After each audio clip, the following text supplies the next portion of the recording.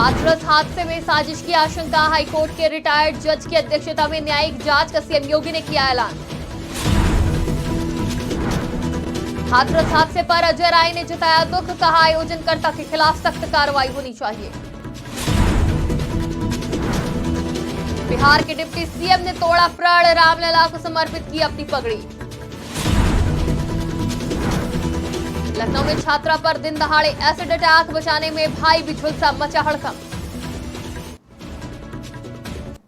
नमस्कार, आज की खबर में आपको स्वागत है। मैं हूं आपके साथ शिखा मेहरोत्रा। शुरुआत करते हैं उत्तर प्रदेश खबरों की। उत्तर प्रदेश के हाथरस में सत्संग के बाद हुई भगदड़ में 121 लोगों की मौत के बाद बुधवार को मुख्यमंत्री योगी आदित्यनाथ जिले का दौरा करने पहुंचे। घायलों से मुलाकात के बाद उन्होंने प्रेस कॉन्फ्रेंस की। सीएम योगी ने बताया कि आगरा जोन के एडीजी की अध्यक्षता में एसआईटी गठित की गई है। ये जांच पारदर्शी तरीके से होनी चाहिए। हादसे के कारणों, हादसे के जिम्मेदारों के लिए एफआईआर दर्ज की गई है। मामले की न्यायिक जांच की जाएगी जो रिटायर्ड जज की अध्यक्षता में होगी। न्यायिक जांच करने वाली कमेटी अपनी सिफारिश देगी जिससे भविष्य में ऐसी घटना की पुनरावृत्ति न हो। हॉस्पिटल में जिनका इलाज चल रहा है वो खतरे से बाहर है। उत्तर प्रदेश के हाथरस में भोले बाबा के सत्संग के समापन में भगदड़ मच गई और इस भगदड़ में कई लोगों की जान चली गई। हाथरस में हुए इस बड़े हादसे पर सीएम योगी के अलावा कई नेताओं ने अपनी प्रतिक्रिया दी है। कांग्रेस के प्रदेश अध्यक्ष अजय राय ने कहा, ये सरकार पूरी तरह से असंवेदनशील है जिसने आयोजनकर्ताओं को ये अनुमति दी। अनुमति देने वाले अधिकारियों और जो आयोजनकर्ता है उनके खिलाफ सख्त से सख्त कार्रवाई होनी चाहिए। बिहार के उप मुख्यमंत्री और भाजपा प्रदेश अध्यक्ष सम्राट चौधरी ने लगभग 2 साल पुराना अपना प्रण तोड़ दिया है।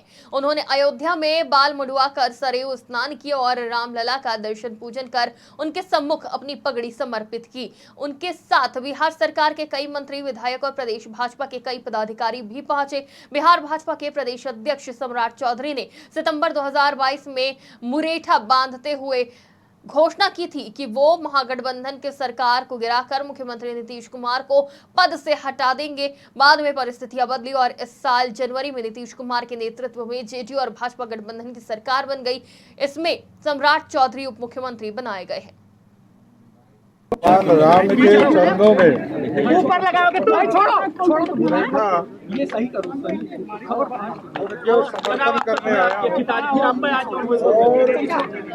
पिछले 2 साल से हम लोग लगातार बिहार में एक अभियान चलाकर इंडी गठबंधन के सरकार को हटाना था और आदरणीय नीतीश कुमार जी ने 28 जनवरी को वो गठबंधन छोड़कर हमारे साथ मुख्यमंत्री हुए और हम लोग मुख्यमंत्री बनाने के बाद ये हम लोगों ने तय किया कि अयोध्या जाकर प्रभु श्री राम के चरणों में उसको समर्पित करने का काम करूंगा।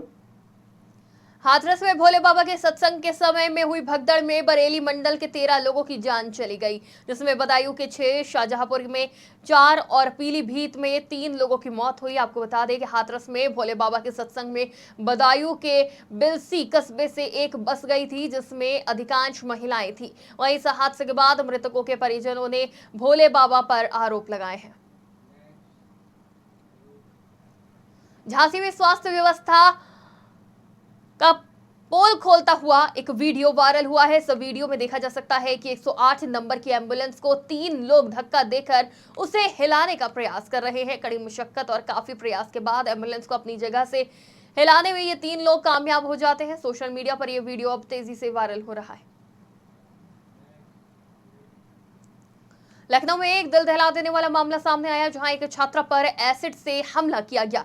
इस हमले में छात्रा को बचाने की कोशिश में उसका भाई भी घायल हो गया। दोनों भाई बहन को तुरंत चिकित्सा सहायता के लिए ट्रॉमा सेंटर ले जाया गया जहां उनका इलाज जारी है। डॉक्टरों ने बताया कि छात्रा की हालत गंभीर है लेकिन स्थिर है, जबकि भाई को मामूली चोटें आई हैं। परिजनों के मुताबिक पीड़िता को अमन वर्मा नाम के युवक ने कई बार कॉल किया। उन्होंने बताया कि युवक से पुलिस पूछताछ कर रही है। मौके पर आला अधिकारी प्लास्टिक सर्जरी विभाग में मौजूद हैं। पुलिस सभी पहलू पर जांच में जुटी है। मेरी बेटी सुबह करीब 7:15 साढ़े 7 में घर से बाहर निकली और ई रिक्शा द्वारा चौक आई। चौक में उसका मौसेरा भाई से मिलने आई थी। वो आकर के वो खड़ा हुआ तो उतरी टेम्पो से, पीछे पीछे लड़का 3-4 दिन से उसको मैसेज कर रहा था, उसने नंबर को ब्लॉक कर दिया। फिर रात को उसने 2:30 बजे कल रात को मैसेज किया कि जो है मैं तुम्हें लाइक करता हूँ, तो मेरे नंबर ब्लॉक कर, तुम्हारे लिए अच्छा नहीं होगा और बहुत बुरा अंजाम होगा तुम्हारे साथ अगर तुम बात नहीं करोगे हमसे। सुबह सुबह पता नहीं कैसे उसको किस द्वारा पता चला कि ये आज अकेले निकली है। निकली जैसे ही वो उतरी है पीछे पीछे ये पहुंच गया, तब तक उसका भाई भी आ गया। ये जो है पहुंच करके उसने इसको रोक करके बात करने की कोशिश की। उसने कहा मैं अननोन आदमी से बात नहीं करती हूँ। उसने कहा तुम्हें बात करनी पड़ेगी, बात कर लो। वो आ गया तो थोड़ा ठिठक किया, भाई आ गया तो थोड़ा सा, तो उसने भी डांटा। जब वो कोई बात नहीं करना चाहता क्यों करती, कहती मैं बाहरी आदमी से नहीं बात करती, कहने मैं तुम्हें पसंद करता तुमसे बात करनी ही मुझे, बोला नहीं करेंगे। डांट दिया जब उसने भाई ने तो वो बैक हो गया। बैक होकर पता नहीं कैसे बैग ऐसा कुछ टांगे था, उसे पता नहीं क्या था, वो लिक्विड पदार्थ जो भी हो, तेजाब जो लगा चेहरे में, जिससे जले उससे लगा कुछ तेजाब है, तेजाब ऐसी चीज़ से फेंकी। तो भाई लंबा था तो उसने सिकरे ने क्या फिर तो उसने बचाने की कोशिश की तो उसकी पूरी पीठ जल गई। बेटी का चेहरा जला है, उसको जो छिटके आई हैं। आज दिनांक 3 जुलाई 2024 को प्रातः लगभग 7:45 बजे के आसपास थाना शहादतगंज क्षेत्र निवासिनी एक युवती जो अपने भाई के साथ थाना चौक क्षेत्र अंतर्गत स्थित स्टेडियम के सामने कहीं जाने के लिए खड़ी थी, तभी एक अज्ञात युवक ने इन दोनों के ऊपर एसिड फेंका, जिसमें पीड़िता एवं उसके भाई को चोटें आई हैं। दोनों मजरूबों को KGMU के ट्रामा सेंटर में भर्ती कराकर इलाज कराया जा रहा है। दोनों खतरे से बाहर हैं। संदिग्ध अभियुक्त की तलाश एवं गिरफ्तारी हेतु 3 टीमें गठित की गई हैं, जिनमें क्रमशः क्राइम ब्रांच DCP वेस्ट, थाना प्रभारी चौक और चौकी प्रभारी चौक के नेतृत्व में ये तीनों टीमें काम कर रही हैं। CCTV फुटेज इत्यादि का अवलोकन किया जा रहा है। शीघ्र ही अभियुक्त का पता लगाकर उसकी गिरफ्तारी। हाथरस में हुए भगदड़ कांड में मथुरा की 11 लोगों की अब तक मौत हो चुकी है, जिसमें से 9 शव अब तक मथुरा आ चुके हैं। वहीं बुधवार को प्रदेश के मुख्यमंत्री योगी आदित्यनाथ हाथरस पहुंचे और उन्होंने घटनास्थल का निरीक्षण के साथ साथ अस्पतालों में भर्ती घायलों से मुलाकात की। जिलाधिकारी शैलेंद्र सिंह के अनुसार 11 में से 9 मृतकों के शव मथुरा आ गए हैं, जिसमें से 3 का अंतिम संस्कार हो चुका है। जिला प्रशासन द्वारा अंतिम संस्कार के लिए मजिस्ट्रेट और पुलिस अधिकारियों की ड्यूटी भी लगाई गई थी। सत्संग के अंदर हम तो सब 10 मिनट पहले वहाँ से निकल आए थे। हम 1 घंटे बाद जब पहुँचे हैं तो हमारी ये लेडीज़ वगैरह नहीं पहुँची, तो हमने सोचा पता नहीं क्या हो गया। उसके बाद एक हमारे साथी थे फक्करनाथ जी, हमने उनको भेजा देखने के लिए, भाई देख के आइए क्या हो गया। जब उन्होंने बताया कुछ लेडीज़ हैं यहाँ भगदड़ में गिर गई थी यहाँ पर, मैं चलो ठीक है। जब वहाँ पता चला मैं किस हॉस्पिटल में, वहाँ किसी ने कुछ नहीं बताया। वही जहाँ जिसका हॉस्पिटल पड़ा वहाँ पर एडमिट है। कहाँ है, अलीगढ़ में भी है और हाथरस में भी है और सिकंदराबाद में भी है और आपका एटा में भी है। तो पहले हम सिकंदराबाद आए, सिकंदराबाद देखा तो वह कम से कम ज़्यादा नहीं तो हमारे ख्याल से 60-65 डेथ बॉडी पड़ी हुई थी और कुछ इंजर्ड थी। तो पहले हम उनको देखा, पहले पहचाना तो उनमें हमारा कोई भी कैंडिडेट या लेडीज़ नहीं थी और न चुटैल में थी। तो उसके बाद हम गए एटा में जाके देखा तो वहाँ भी कम से कम 44 के लगवा डेथ बॉडी थी। जब उन्हें पहचाना तो एक डेथ बॉडी हमारी थी, जिसका नाम यशोदा देवी वाइफ ऑफ संतोषी लाल जी। जब हमने पहचाना, जब हमने उनको शनाख्त दी अपनी पंचनामा भरवाया। बाकी 2 इंजर्ड थी माँ, तो इतनी उनका खास इलाज तो नहीं हो रहा था।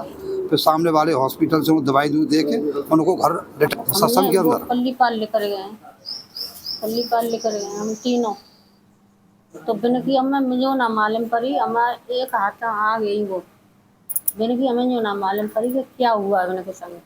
हम जब जैसे सत्संग में बैठे थे, जैसे सत्संग समापन की ओर हुआ है, तो जो साकार बिशोरी निकल के गए तो लेडीज की लाइन अलग और जेंट्स की लाइन अलग।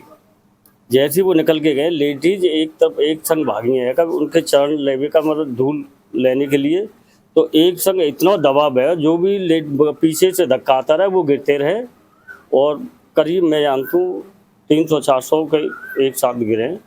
तो जो भी नीचे दबा वो मरा ही है। व्यवस्थित व्यवस्था रहती है, मगर पता नहीं सेवादारों ने भी मना किया है, मगर भीड़ को दबाव इतना था कि वो चरण बगाते रद लेने के लिए बिन ना देखी, फिर भीड़ तो धक्का वो धक्के ही धक्का चलता रहा है।